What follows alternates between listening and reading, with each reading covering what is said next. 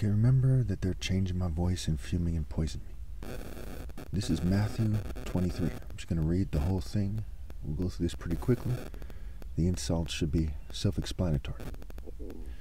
Then Jesus said to the crowds and to his disciples, "The teachers of the law and the Pharisees sit in Moses' seat. So you must be careful to do everything they tell you, but do not do what they do, for they do not practice what they preach. They tie up heavy, cumbersome loads and put them on other people's shoulders, but they themselves are not willing to lift a finger to move them," right? They're not doing the right thing, right? They don't practice what they preach. Everything they do is done for people to see. They make their phylacteries wide and the tassels on their garments long. They love the place of honor at banquets and the most important seats in the synagogues, right? It's kind of like the Freemasons. They have these fancy outfits and they work behind the scenes and they try to pretend that they're important and they make sure that they're the presidents and rich people and so on and so forth quite often, right? They love to be greeted with respect in marketplaces and to be called rabbi by others.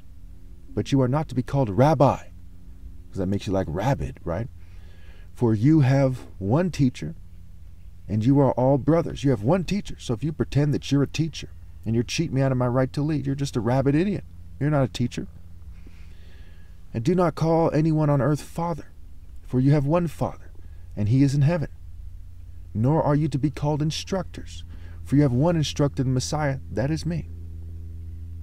The greatest among you will be your servant in who, what, when, where, how, why. For those who exalt themselves will be humbled, and those who humble themselves will be exalted. Now, as he refers to himself as the Messiah, and he says that he's the Messiah, okay, and people have said that I'm the Messiah, that he's not exalting himself. Now, you can't depend on other people to admit that you're the Messiah. So, by their actions, they had admitted it. Okay.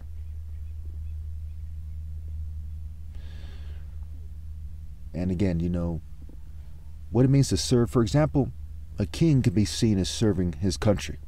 So that statement isn't as open and shut. They're not talking about you turn into Cinderella if you want to be great. Lots of racist, slave-owning Christians have lied about that all throughout European and American history. They're way off. 7 woes on the teachers of the law and the Pharisees. Woe to you, teachers of the law and Pharisees, you hypocrites! You shut the door of the kingdom of heaven in people's faces. You yourselves do not enter, nor will you let those who enter who are trying to. I am the gate, the door. In Matthew 23, they seem to skip verse 14. Verse 15, woe to you, teachers of the law and Pharisees, you hypocrites! You travel over land and sea to win a single convert. And when you have succeeded, you make them twice as much a child of hell as you are.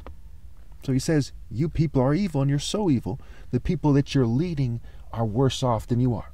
And this has applications on people who keep reproducing. They are like Pharisees that think that they can teach their families a different message than what I'm teaching. And they're making their offspring twice as much a child of hell as they are, even according to their own book quite often, as many of them claim to be Christians. And Christianity is supposed to be refining the Old Testament, right? So this applies to Jews and Muslims as well. Woe to you, you blind guides! You say if anyone swears by the temple, it means nothing.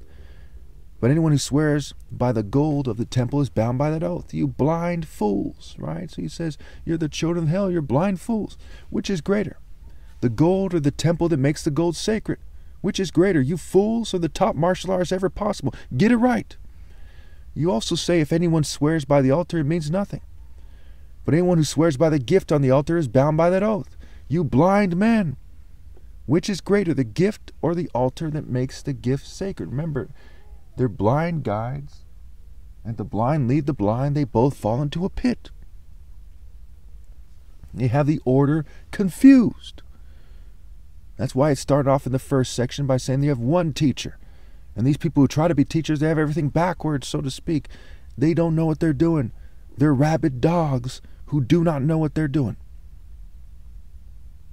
In the parable of the very parables apply to them, the bags of gold, what have you, the 10 minas, the one who much is given, much is expected. The one who knows better will be beaten with more blows. So they spend all their time immersed in the tree of knowledge, so they should know better. and they're not responding with truth. They don't know God. They don't know righteousness, but they do know the logic that would prevent them from doing what they're doing if they had any sense, if they were anywhere near worthy. So again, you blind men, which is greater, the gift or the altar that makes the gift sacred? Therefore, anyone who swears by the altar swears by it and everything on it. And anyone who swears by the temple swears by it and by the one who dwells in it. And anyone who swears by heaven swears by God's throne and by the one who sits on it. And anyone who hacks someone's brain and causes them to swear falsely, they are completely responsible for that if that person is a righteous person like I have been all my life. So as you people swearing by these things, an oath you can't possibly keep because you cannot force someone to do your way, okay, after hacking their brain because you're wicked. You can't then say, hey, I swore through you while I was hacking your brain, so I got to make you do this. That's stupid. That is sick as hell. You should know way better than that. As children, you should know way better than that. And as children, you should have known way better than that. And anyone who swears by heaven swears by God's throne and by the one who sits on it. Woe to you, teachers of the law and Pharisees, you hypocrites! You give a tenth of your spices, mint, dill, and cumin, but you have neglected the more important matters of the law: justice, mercy, and faithfulness. So is your stupid church traditions more important than justice? No. Are your politics more important than justice? No. Justice, mercy, and faithfulness are the more important matters of the law. Your satanic traditions are not important. They're not even as important as the mint, dill, and cumin that he was talking about at the time. You should have practiced the latter without neglecting the former. You blind guides, you strain out a gnat, but swallow a camel. So when you cheat me out of my right to lead, you have swallowed a camel, so to speak. And what he's getting at is you're going to hell, to make a long story short, right? You made it worse. You dug it deeper. What have you? You neglected justice, mercy, and faithfulness. And we see in Luke, they reiterate justice, but not mercy and faithfulness. It's substituted, right? They substitute the love of God, okay, for mercy and faithfulness. So what he's really getting at, and we see this, in various parts of the Bible, this tactic that's used, okay, is what you should know already is what they did wrong. Not what you're confused about. Well, they say, well, what does it mean to have mercy? What it means is to love God and try to get these people to do the right thing. It doesn't mean unconditional forgiveness. We see that in Luke as well, where it says, if your brother sins, rebuke him. If he repents, again, if he repents, forgive him. So there is no such thing as it being wise to unconditionally forgive people. And again, they're fuming me, causing me to stumble on my words, because they know that I am right and they are way wrong, and they are not allowed to teach by God, and they will be punished severely.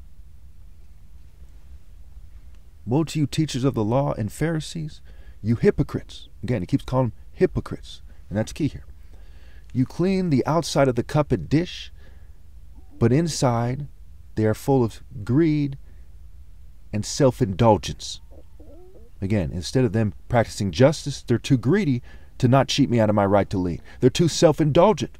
So while they're putting on a show with their propaganda, with their church speeches, they're full of greed and self-indulgence, as blind guides, as hypocrites, as the children of hell. Blind Pharisee, first clean the inside of the cup and dish, and then the outside will also be clean. This is a little confused in Luke, where he says that you have to treat the poor fairly, be generous. But to be generous to the poor also includes doing God's work, because what good is money given by a rebel to a bunch of poor people, right? You're just encouraging them to be a rebel like you. So again, blind Pharisee, first clean the inside of the cup and dish, and then the outside will also be clean. Or also will be clean. Woe to you, teachers of the law and Pharisees, you hypocrites! You are like whitewashed tombs, which look beautiful on the outside, but on the inside are full of the bones of the dead and everything unclean. It's just like an attractive female, for example. They're very attractive on the outside, but their dating, their philosophy, their spirit, their culture, they've yoked themselves to pure evil, to rapists, to pedophiles, child molesters, and their allies. and all those people who are guilty of all the evil that ever occurred, because in that same generational spirit of rebellion that goes back to the start. So on the inside, those attractive females are full of hypocrisy and wickedness. They need to run, not walk, to obey God through me, or they're worthless sluts. They're just prostitutes, like the prostitute in Revelation. Woe to you, teachers of the law and Pharisees, you hypocrites! You build tombs for the prophets and decorate the graves of the righteous. Again, the important matter of the law, justice, and obeying God, loving God with all your heart, which means obeying God. And whose tombs did they decorate? The prophets and the graves of the righteous.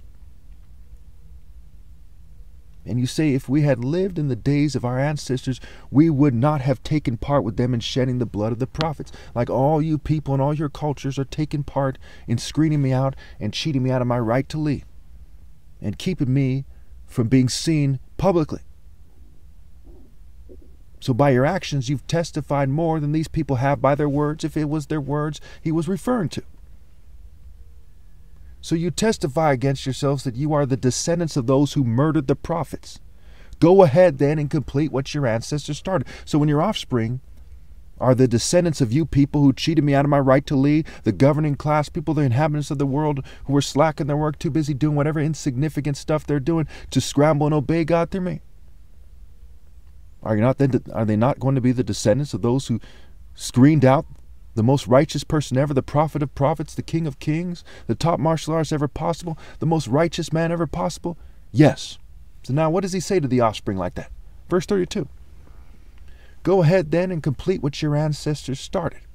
You snakes, you brood or breed, you brood of vipers. How will you escape being condemned to hell? Again, so you testify against yourselves that you are the descendants of those who murdered the prophets. Go ahead then and complete what your ancestors started. You snakes, you brood of vipers, how will you escape being condemned to hell? Now again, as he's addressing them as a group, he didn't know what they were going to do. He didn't know if one of them was going to repent.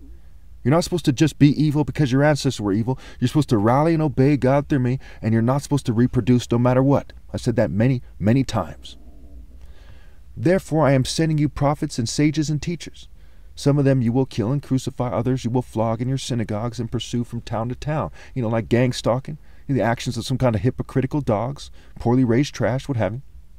And so upon you will come all the righteous blood that has been shed on earth, from the blood of righteous Abel to the blood of Zachariah son of Berechiah, whom you murdered between the temple and the altar. So I want you, all you people, gang stalkers and otherwise, to say that upon you and your offspring and your family will come all the righteous blood that was shed on earth.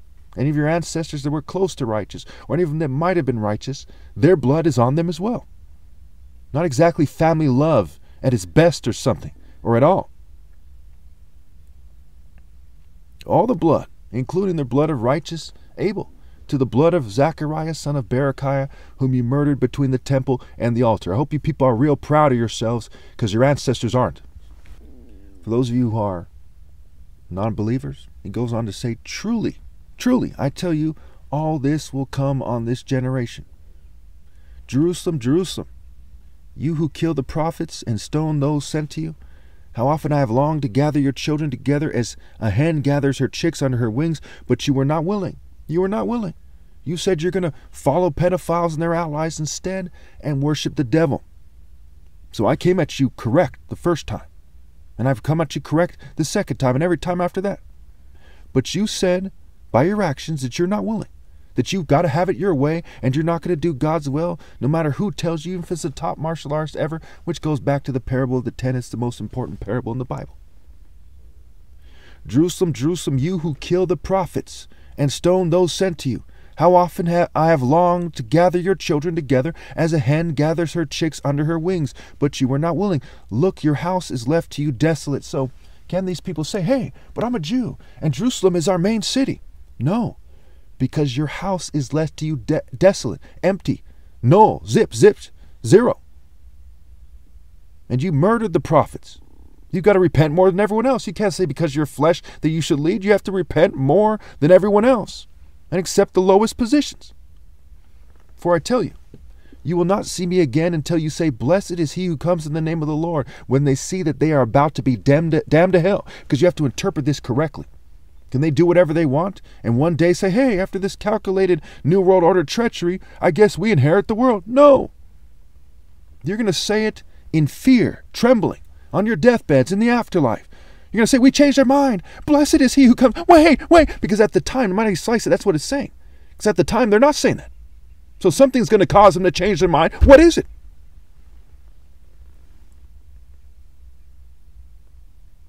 When they see that they are about to be damned to hell and are damned.